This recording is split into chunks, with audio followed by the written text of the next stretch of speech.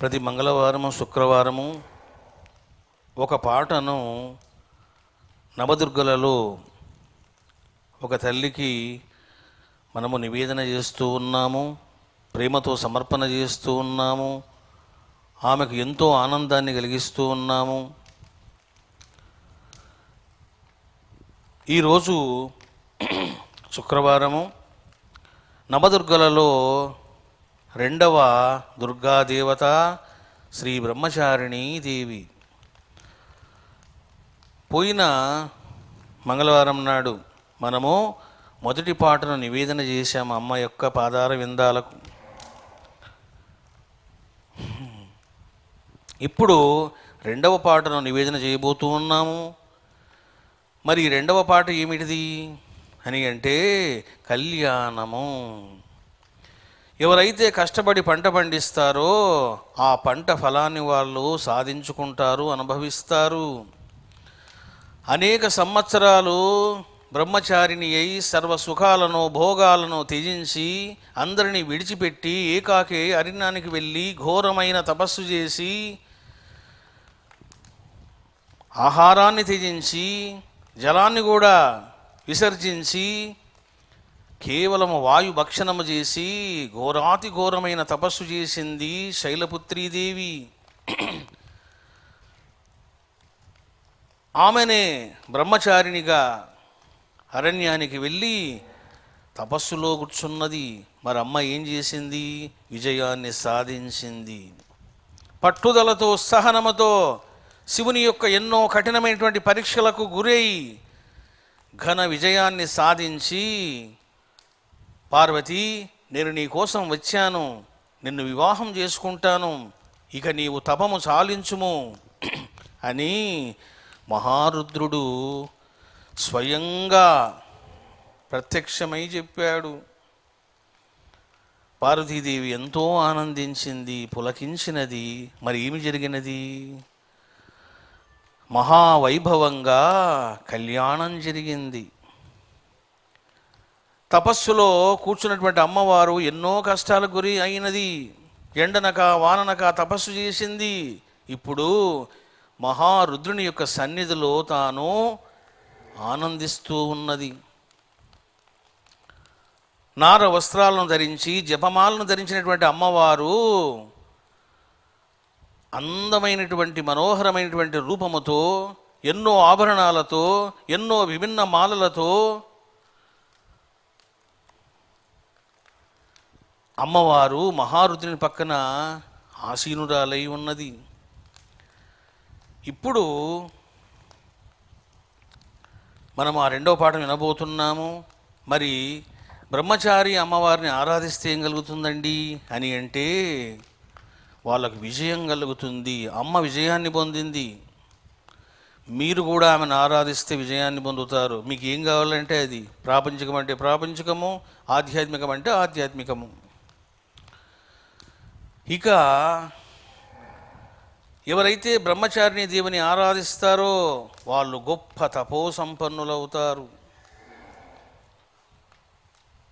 వాళ్ళు బ్రహ్మజ్ఞానాన్ని సాధించుకుంటారు. వాళ్ళు మహారుద్రుని యొక్క అనుగ్రహాన్ని పొందుతారు. మహారుద్రుని యొక్క దివ్య సన్నిధిని అనుభవిస్తూ ఆయన సన్నిధిలో రమిస్తారు, సంతోషిస్తారు. స్థిర సంకల్పము, విజయము ఇవన్నీ అమ్మ ఆరాధించిన వారికి ప్రసాదిస్తుంది వరముగా. ఇప్పుడు ఇక్కడ హవనం జరుగుతూనే ఉంటుంది, కంటిన్యూ అవుతూ ఉంటుంది. అక్కడికి వచ్చి ఆ పాట మనం వింటాము. మరి కళ్యాణం ఏ విధంగా జరిగిందో మీరు కూడా చూస్తారు.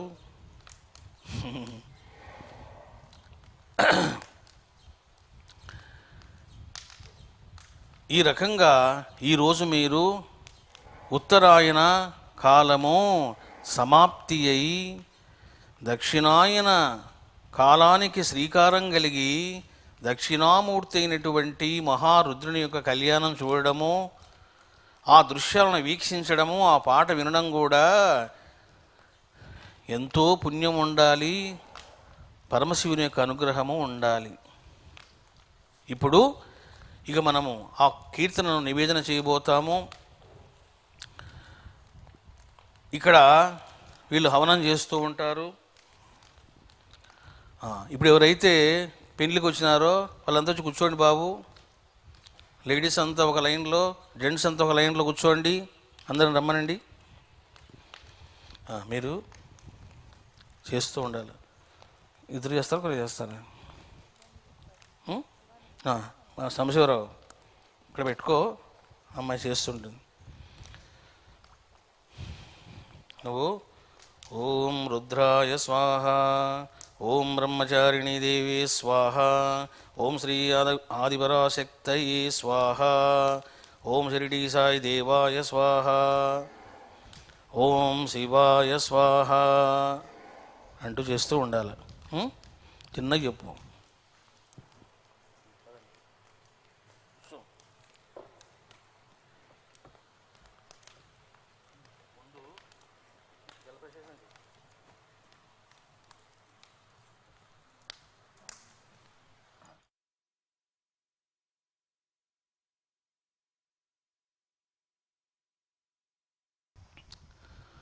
ఆత్మస్వరూపులారా, కార్యక్రమం చక్కగా జరిగింది.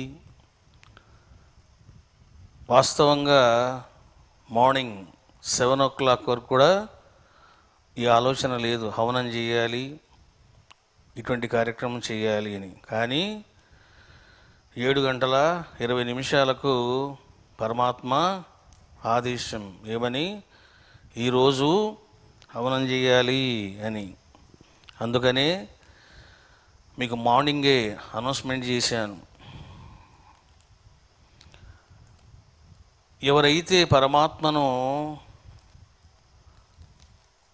ప్రగాఢమైనటువంటి విశ్వాసంతో నమ్ముతారో ఆ పరమాత్మని అన్నీ జరిపిస్తాడు. మనం ఎంత బిజీగా ఉన్నా, ఎంత విషయ లంపటంలో కూరుకుపోయినా, మనము జాగ్రత్తగా లేకపోయినా ఆయన చేయవలసింది చేయిస్తాడు. బ్రహ్మచారిణి అమ్మవారికి శుక్రవారం నాడు నివేదన చేస్తాము 2వ పాట అన్నాను. చూడండి ఎంత అద్భుతం అంటే, మరి నువ్వు కళ్యాణం అంటుండవు, సరే భోజనాలు బాగానే పెడుతున్నావు,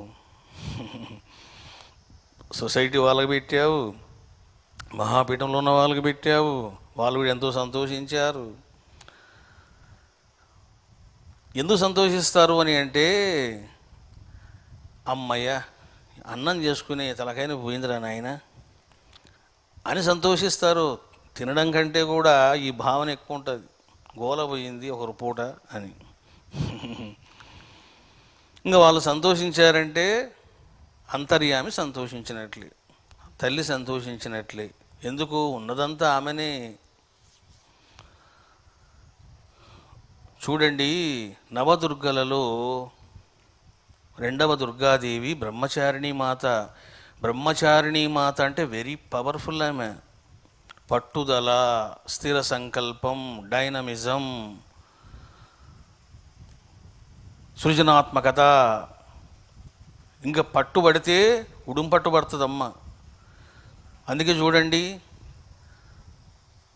మహారణ్యములో దేహమంతా కూడా కృషించిపోయి, దేహం యొక్క వర్ణం కూడా మారిపోయి, అసలు అమ్మ మా శైలపుత్రిదేవియేనా అని తల్లిదండ్రి కూడా గుర్తుపట్టలేనంతగా మారిపోయింది. చూడండి, ఒక పూట, ఒక రాత్రి, 1 గంట సేపు మనము రాత్రిపూట అరణ్యంలో ఉండలేం. మళ్ళీ ఆ మహాతల్లి ఎలా ఉన్నది, భయంకరమైనటువంటి అరణ్యం అది. క్రూర మృగాలు ఉంటాయి, విష సర్పాలు ఉంటాయి, రకరకాల దొంగలు ఉంటారు, బందిపోటులు ఉంటారు, ఎన్నెన్నో తలనొప్పులు ఉంటాయి, ఆహారం ఉండదు. వీటన్నిటినీ అధిగమించి ఆ జగదంబ సాధించేసింది. ఇంకా ఆమె సాధించలేకపోతే ఎవరు సాధిస్తారు? జగదంబయే సతీదేవిగా, సతీదేవియే పార్వతీదేవిగా, శైలపుత్రిగా అవతరించింది తల్లి. మరి ఈరోజు ఆమె కళ్యాణం చేయించుకున్నది. చూశారా బాబు, ఒరే, అగ్నిస్థాపన లేకుండా కళ్యాణం ఏంటిరా నాయనా, నేను ముందు అగ్నిస్వరూపుణ్ణి, నీ తెలుదా రుద్రహోమం అంటే అగ్నిహోమం అని. చూశారా, కరెక్ట్గా పెట్టేశారు. హవనం చేయించుకునే వాళ్ళు ఆ పాట విన్నారు. నిన్న చూడండి, నిన్న ఈరోజు మరి ఇవన్నీ ఎప్పుడు చేశారు స్వామి అని అంటే అవన్నీ భవానీ చేసింది. భవానీ శివాని తలంబ్రాలు వేయడము, ఇదిగో డాన్సర్సు వాళ్ళ యొక్క డ్యాన్సులు, తర్వాత ఆ యొక్క పెళ్ళి మండపము, ఈ రకంగా భవానీ శివాని షూటింగ్ టీము వాళ్ళ యొక్క భక్త బృందము అందరూ కూడా అసలు వాళ్ళు నిద్రపోవడం లేదు. వాళ్ళు నవదుర్గలు అసలు ఎవరిని నిద్రపోయడం లేదు. ఎందుకంటే నవరాత్రులు మీరు అన్ని పాటలు మాకు సమర్పించే వరకు మీకు నిద్రలు ఉండవు అని మీరు చూడండి. ఎవరి ముఖం చూసినా ఇట్లే ఉండరు బాబు. నా ముఖం బాగానే ఉందిలేండి, ఎందుకంటే నేను మేలుకోను, వాళ్ళే చేస్తున్నారు ఇవన్నీ కూడా. కాబట్టి చక్కగా చాలా బాగా చేశారు, పందిరి బాగా వేశారు, వివాహ మండపం బాగుంది. రుద్రుని పక్కన అమ్మవారు వెలిగిపోతూ ఉన్నది చూడండి. మొన్న ఎట్లుంది అమ్మవారు, ఇప్పుడు ఎట్లున్నది. జపమాల పట్టుకున్నటువంటి అమ్మవారు మంచి ఆభరణాలు ధరించింది, పూలమాలలు ధరించింది, పట్టు వస్త్రాలు ధరించింది, శోభాయమానంగా జగదేక సుందరిగా తయారైంది మహాతల్లి. రుద్రుడు కూడా ఎంతో ఆనందంగా ఉన్నాడు. నువ్వేమో చేస్తున్నావు కానీ నాకేం పట్టవు, ఓకే నువ్వు చేసుకుంటే చేసుకో. ఆయన ఎంత వైరాగ్య పురుషుడైనా మనం ప్రేమతో చేయాలి. ఈ రకంగా బ్రహ్మచారిణి దేవికి రెండవ పాటనివ్వడం, పాదార విందాలకు నివేదన చేయడం జరిగింది. చూశారా, బ్రహ్మచారిణి దేవి అంటే వెరీ పవర్ఫుల్. చూడండి ఆమె ఎలా చేయించుకుందో చూడండి. ఎవరికైనా ఆలోచన ఉందా? పోనీ భోజనాలు పెట్టాలనేటువంటి ఆలోచన ఉందా? క్షణాల్లో ఇస్తాడు, క్షణాల్లో ఇచ్చేస్తుందమ్మా. ఈమె నువ్వు పెళ్ళి అంటుండవే, భోజనాలు పెట్టవా? కళ్యాణం అంటుండవు, సరే బాగానే వివాహతంతు బాగానే చేస్తున్నారు, మరి భోజనాలు ఉండాలి, అగ్నిస్థాపన ఉండాలి, మంత్రాలు ఉండాలి, మళ్ళీ ఇవన్నీ ఉండాలి కదా, మరి డ్యాన్సులు కూడా ఉండాలి. Where is the dances? చూసారా ఎన్ని మండపాల్లో డ్యాన్సులు చేశారు. అసలు మీరంతా ఆశ్చర్యపోతున్నారు ఇప్పుడు చూసి, ఎప్పుడు డ్యాన్స్ చేసినారు ఆయన వీళ్ళంతా అని.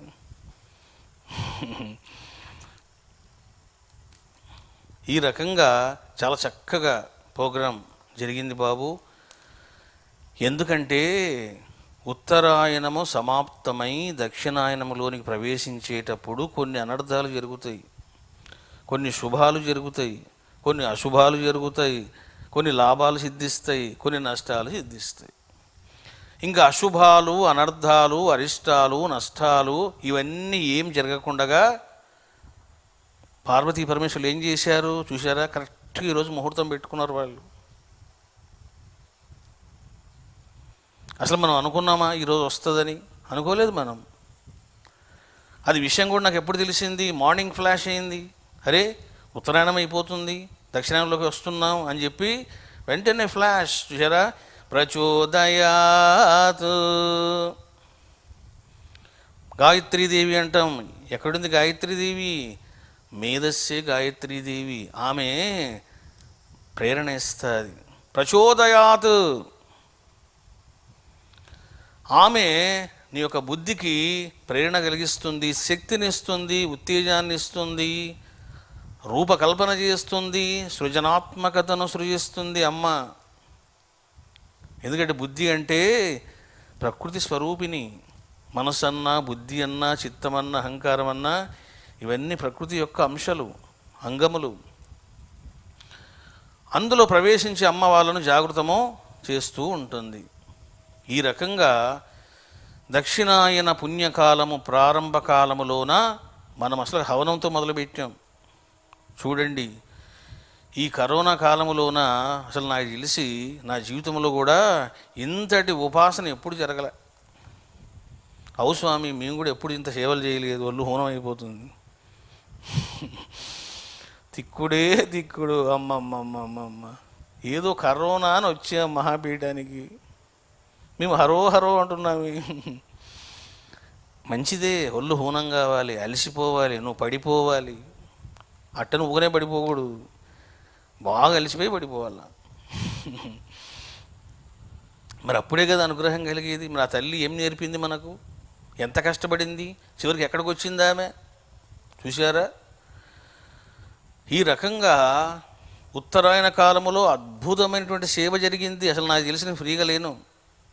ఒకవైపు వేదాలు చదువుతున్న, వేద పరిష్కృతం, వేదాధ్యయనం, మరొక వైపు శ్లోక రచనలు, ఒకవైపు కార్యక్రమాలు, మళ్ళీ ఒకవైపు ఫారిన్ అఫైర్సు,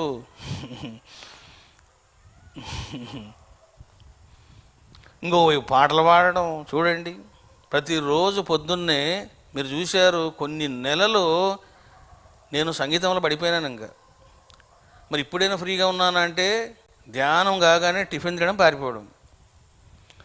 2 గంటలు వెళ్తున్నాను స్టూడియోకి ప్రతిరోజు కూడా, 1.5 గంటలు. సాయంత్రం మళ్ళీ భవానీ శివ నుంచి వాళ్ళు పాడుతున్నారు. అంటే చూసారా, రోజుకి 3 గంటల సేవ ఇప్పటికీ స్టిల్ ఈజ్ గోయింగ్ ఆన్. ఇప్పుడు ఎక్కడున్నాము? ఇప్పుడు ఇంకా కూష్మాండదేవి దగ్గర ఉన్నాం. నేను స్కందమాత వరకు పాడాను పాటలు. వీళ్ళు ఇంకా స్కందమాత 2వ పాట పాడాలి, అది పాడితే స్కందమాత సాంగ్స్ కూడా పూర్తవుతాయి. అంతేనా? మళ్ళీ ఒక సాంగ్ రాగానే అదంతా వింటాను. ఎక్కడెక్కడ తప్పులు ఉన్నాయో, ఎక్కడెక్కడ లోటుపాట్లు ఉన్నాయో అన్నీ నోట్ చేస్తాను. మళ్ళీ ఆ అబ్బాయికి చెప్తాను, ఇంజనీర్కు, హైదరాబాద్లో ఉంటాడు అబ్బాయి. ఆ అబ్బాయికి చెప్తాను, ఏమయ్యా ఇక్కడ పెంచు, ఇక్కడ తగ్గించు, ఇక్కడ ఇట్లా వాయిస్ ఇట్లా ఉండాలి, ఇన్స్ట్రుమెంట్ ఇట్లా ఉండాలి, మళ్ళీ అక్కడ కూడా డైరెక్షన్. చూసారా, ఇట్లా చెయ్యబట్టే మీకు అంత క్వాలిటీ వస్తుంది. ఎక్కడ వస్తుంది మీకు ఇంత క్వాలిటీ? రాదు మీకు. సినిమాను మించి ఉంటాయి ఈ పాటలు. ఈ రకంగా మంచి కీర్తనలను మనము అమ్మవారి యొక్క పాదార విందాలకు సమర్పణ చేస్తూ ఉన్నాము. ఆత్మస్వరూపులారా, ఈ విధంగా కార్యక్రమం చక్కగా జరిగింది. నెక్స్ట్ మంగళవారం నాడు చంద్రఘంటాదేవి కీర్తనను అమ్మవారి యొక్క పాదార విందాలకు ఇస్తాం. ఇంకా చంద్రఘంటాదేవి ఏం చేస్తుందో. ఈ రకంగా మీరు చక్కగా వీక్షించారు బాబు. మళ్ళీ మనం రేపు 8 o'clock కలుసుకుంటాం. ఇప్పుడు ఆ యొక్క అగరత్తుల యొక్క భస్మాన్ని అందరూ కూడా ధారణ చేయాలి.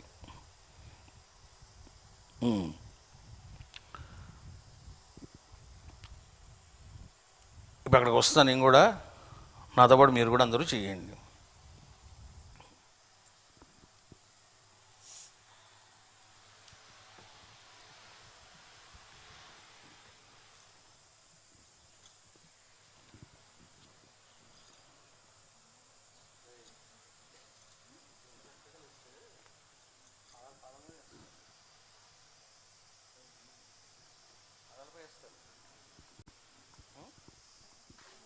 ఏంటో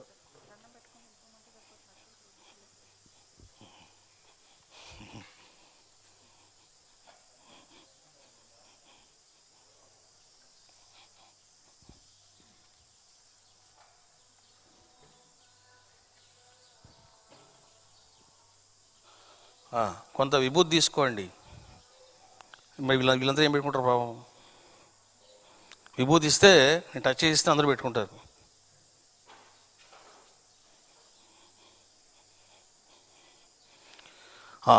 గృహాల్లో ఉన్నటువంటి భక్తులు అందరూ కూడా భస్మధారణ చేయండి.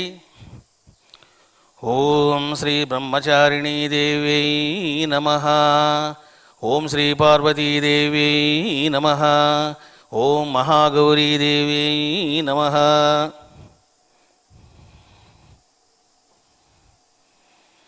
అందరూ బొట్టు పెట్టుకోండి, లేదా నామం పెట్టుకోండి.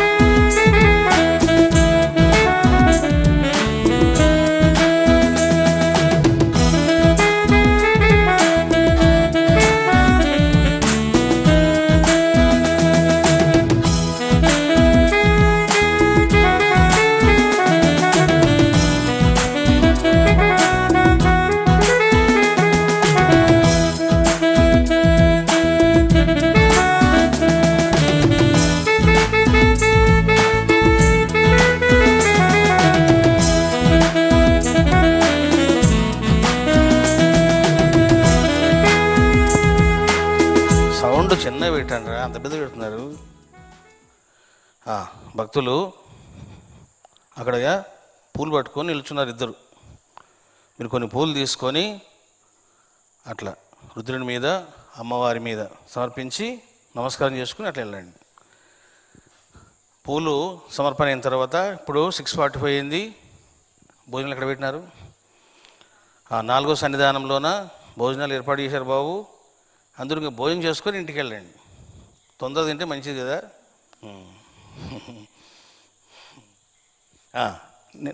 రండమ్మా, రండి.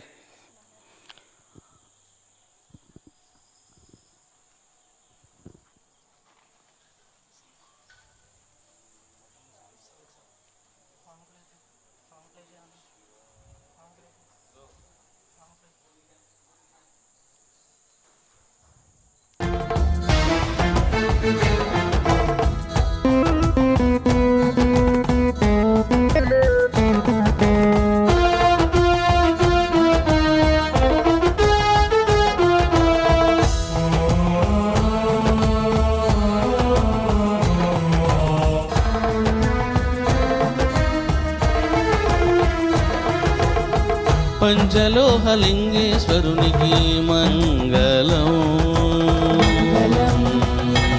నిత్యమంగళం.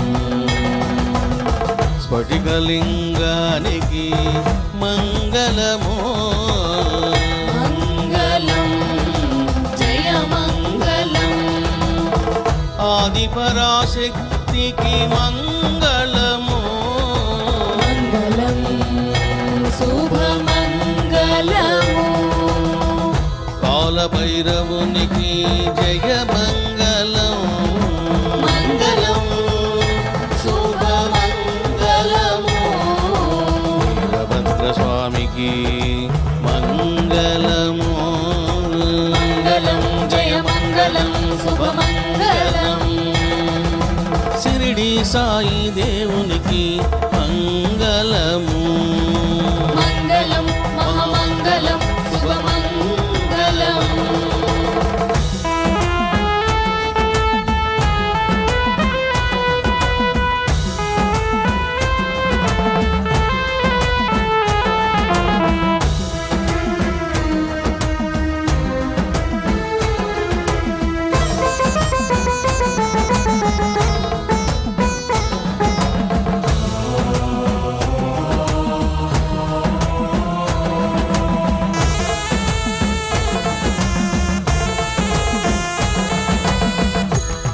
మోక్షములు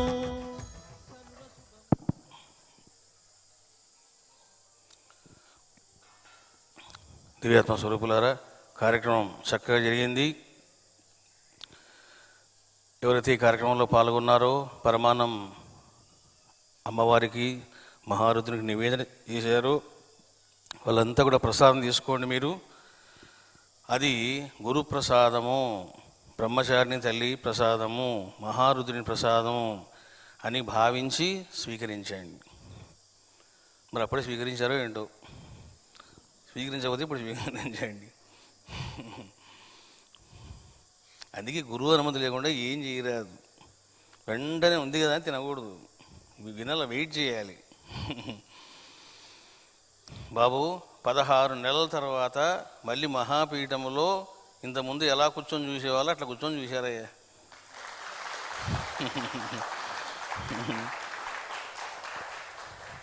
కదా బాబు, అసలు మీరు ఎప్పుడు చూడలే. 16 months మహాపీఠంలో ఎంతోమంది భక్తులు ఉన్నా కూడా వాళ్ళు కూడా కూర్చోలేదు. ఏక్ నిరంజన్ అంతే, ఓన్లీ ఆన్లైన్. వాళ్ళు ఇక్కడే ఉన్నా వాళ్ళు కూడా సెల్లు చూసుకోవడమే. ఈ స్వామి ఏంటో బాబు అని. ఈరోజు ఫస్ట్ డే అందరూ హ్యాపీగా కూర్చొని ఇంతకుముందు ఎలా చూశారో అలా చూశారు. అంటే బ్రహ్మచారిని దేవి మీకు అందరికీ మోక్షం ఇచ్చింది బాబు.